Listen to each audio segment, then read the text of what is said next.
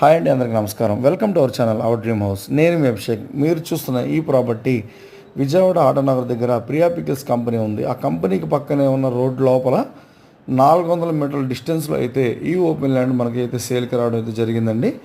188 గజాలు కలిగిన ఈ ల్యాండ్ ఇళ్ల మధ్యలో అయితే వచ్చింది. ఖచ్చితంగా ఒక మంచి ల్యాండ్ అయితే నేను చెప్పగలను. దీనికి ముందు 33 అడుగుల రోడ్డు అయితే రావడం జరిగిందండి. 29x59.5 కొలతలతో అయితే ఈ ల్యాండ్ అయితే మనకి సేల్కి వచ్చింది.